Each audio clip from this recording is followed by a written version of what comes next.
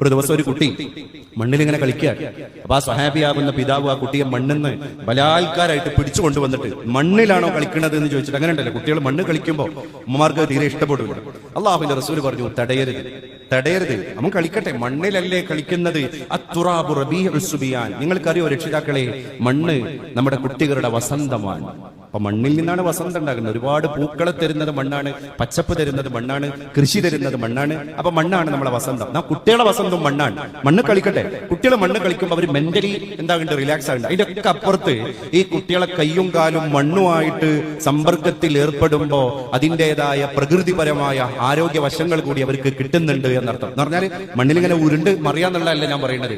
കാലിന്ന് ചെരുപ്പൊക്കെ ഒന്ന് മാറ്റി മണ്ണിലൂടെ ഓടുക, മണ്ണിലൂടെ നടക്കുക. ഇന്നിപ്പോ ഒന്നുമില്ലല്ലോ, വീടുകളൊക്കെ ഇന്റർലോക്ക് ചെയ്തു, അല്ലെങ്കിൽ കോൺക്രീറ്റ് നിലങ്ങളാണ് നമ്മളെ കുട്ടികൾക്ക് കാണാൻ കഴിയുന്നത്. ഫ്ളാറ്റുകളാണ്, അപ്പാർട്ട്മെന്റുകളാണ്. മണ്ണിലേക്ക് ഇറങ്ങാനോ ഒന്ന് വെയിൽ കൊള്ളാനോ ഹരിതകം പോലെ ജീവകം പോലെ സസ്യങ്ങളൊക്കെ വാങ്ങണ ഈ സാധനങ്ങൾ നമ്മളെ മക്കൾ കൂടി വാങ്ങേണ്ടതാണ്. പ്രകൃതിയിൽ എല്ലാവരും ഒരേ സ്വഭാവത്തിൽ അല്ലാഹു പറഞ്ഞേച്ചത്.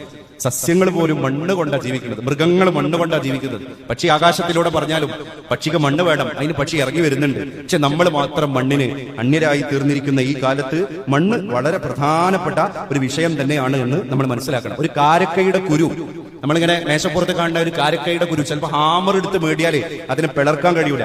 ഒരു കത്തി എടുത്ത് ചൂഴ്ന്നാലേ അതിനെ പിളർത്താൻ കഴിയൂല. നിങ്ങൾ